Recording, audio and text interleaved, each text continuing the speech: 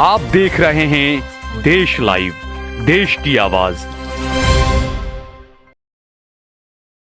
इसमें से जो अफगानिस्तान के जो छात्र हैं उनका ये भी कहना है, क्योंकि हमको सबको पता है ये कि अफगानिस्तान से भारत के जो रिश्ते हैं वो इतने अच्छे नहीं हैं, एम्बेसी वगैरह सब बंद है, वीज़ा वगैरह सब कुछ बंद हो चुके हैं। तो ये जो अफगानिस्तान के छात्र थे उनको भी कई ये सवाल उनको ये था कि आखिरकार क्या होगा, हमारे अधिकारी और कोई है नहीं है, कौन हमारी सुनेगा, क्या होगा।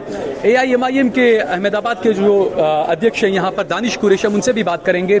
दानिश, जिस तरीके से देश का जो माहौल है, और सबसे ख़ास बात यह कि हमने आज ही देखा कि विदेश मंत्री S जयशंकर से जब पूछा गया भारत में CA के बारे में, मुसलमानों के बारे में, अल्पसंख्यकों के बारे में, अलग अलग कुछ मुद्दों पर, तब उन्होंने कहा कि ये भारत का अंदर का मामला है, CA का पर वो बोल रहे थे। तो ऐसे में गुजरात के अंदर मोदी जी यहाँ से हैं प्रधानमंत्री, अमित शाह जी यहाँ से निकल गए जो देश के गृह मंत्री हैं। गुजरात यूनिवर्सिटी के अंदर विदेशी छात्रों पर उनको एक अलग से रूम दिया गया था नमाज के लिए, प्रेयर रूम, वहाँ पर नमाज पढ़ रहे थे और वहाँ पर घुस के उनको इतने बुरी तरीके से चाकू से, डंडों से मारा गया और आधे घंटे के अंदर 300 लोग वहाँ जमा हो गए, पुलिस भी सोती रही। देखिए, सबसे बड़ी बात जो ये है कि प्रदेश के जो हालात हैं, इसके लिए सबसे बड़े जिम्मेदार मैं तो राजनीतिक पार्टियों को गिनता हूँ, जो जिन लोगों ने इस पूरे प्रदेश के हालात बनाए हैं। 30 साल से ज़्यादा मुसलसल वक्त हो चुका है और एक तरीके का शासन जो एक राजनीतिक पार्टी के हाथ में था, अब जाके वो 0/0 पे आके खड़ी हो गई है। मैं इस मौके पर ये बात करना नहीं चाहता था, लेकिन ये ज़रूरी इसलिए है कि रमज़ान के दिनों में अभी 3 दिन पहले एक बच्ची का हिजाब हटा दिया गया, ये कहकर जी एग्ज़ाम के अंदर में। तो ये रोज़ बरोज़ की घटना है और ये जो फैनेटिक ऑर्गेनाइजेशंस हैं जितनी भी, ये जिस तरीके के मतलब एलिमेंट्स जो हैं, उनकी ताकत और तादाद इतनी बढ़ गई है, इतने आगे निकल चुके हैं कि आप देखिए कि जो विदेश के जो लोग हैं हमारे यहाँ पर, फॉरेन के जो लोग हैं, उन लोगों का जो रिलीजियस पूरा रमज़ान का महीना चल रहा है, उस महीने में उनको निशाना बनाया गया और निशाना ऐसा बनाया गया कि आप देखिए कि हालात इस तरीके के संगीन हैं कि आपको पता चलेगा कि जो सियासी लोग हैं सो कॉल्ड सेक्युलर पार्टी के, उनको ये तक नहीं पता कि ज़ोहर के जुमे का प्रॉब्लम हुआ है या रात में तरावी का झगड़ा था।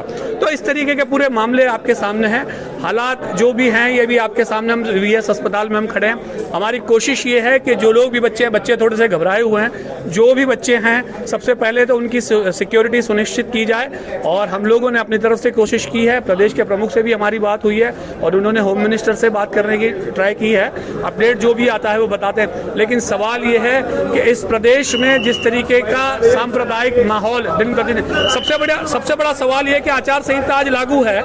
आचार संहिता लागू होने के बावजूद भी पुलिस और प्रशासन की जो कार्रवाई पद्धति है, जो कार्यशैली है, कहीं ना कहीं शक के उसके सवाल के घेरे में है। और मुझे लगता है कि न सिर्फ उन आरोपियों पर निशाना बनाने की जरूरत है, बल्कि वो अधिकारी जिनके जिम्मे था पूरा पुलिस थाना जहां ये घटना घटी है, आप देखिए कहीं ना कहीं वो लोग भी बेरोक टोक नजर आते हैं। बिल्कुल, बहुत बहुत शुक्रिया बातचीत करने के लिए दानिश। तो यहाँ पर जिस तरीके से जो चीज़ें हो रही है, क्योंकि काफ़ी लोग भी यहाँ पर जमा हो गए हैं, अलग अलग कुछ यूथ लीडर्स भी हैं, अलग अलग पार्टियों के लोग भी हैं। एजाज, ये जो घटनाएं हो रही है, आज ये आचार संहिता आज लागू हुई है, यहाँ पे इतने सब लोग भी जमा हो गए, क्या कहेंगे आप? सबसे बड़ा सवाल ये है कि यूनिवर्सिटी के अंदर बाहरी देश के छात्र थे और उनके साथ ये घटना घटी है, तो ये हमारे देश के लिए एक शर्मजनक घटना है।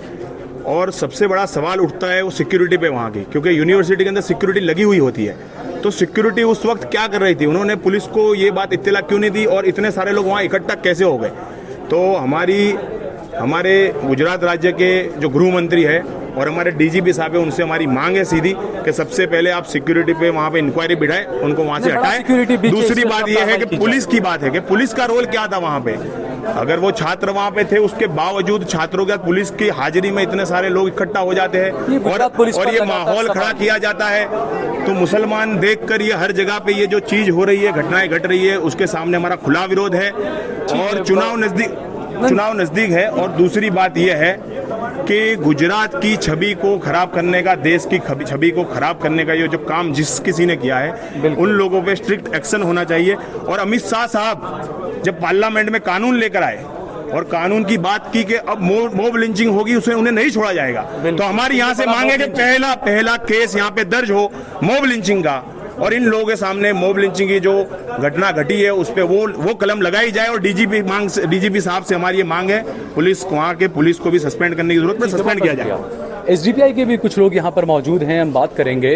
अबरार, जो ये घटनाएं हो रही है, क्योंकि आप लोग भी हमेशा ग्राउंड पर रहते हैं, आज भी आपके साथ एक मैंने न्यूज़ कवर की थी, तो ये जो कट्टरवादी जो संगठन है, आखिरकार किसकी छत्रछाया में तमाम चीज़ें होती है? लगातार ये मामले बढ़ रहे हैं, आज ये आचार संहिता लागू हुई है। देखिए, सबसे पहले तो जो वीडियो देखा है, जो वायरल हुआ, उसके अंदर दिख रहा है भगवाधारी जो गमछे पहने हुए लोग हैं और जय श्री राम के नारे लगा रहे हैं और पत्थर मार रहे हैं। तो पहली चीज़ तो ये कि इस देश में जब विदेश के लोग सुरक्षित नहीं हैं तो देश के लोग सुरक्षित कैसे होंगे?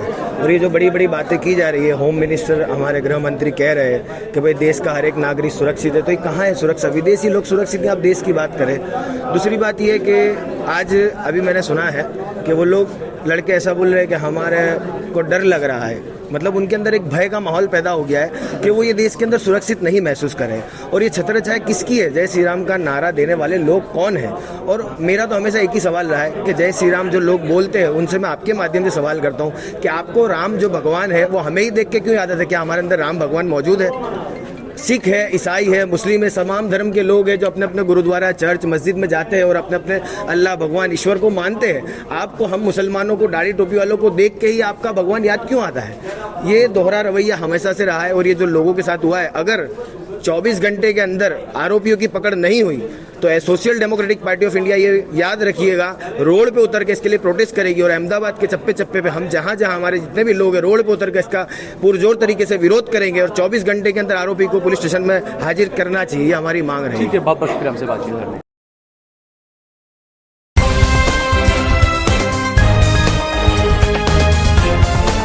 देश और दुनिया की तमाम छोटी और बड़ी खबरों के लिए हमारे चैनल को सब्सक्राइब करना न भूलें और बेल का बटन जरूर दबाएं।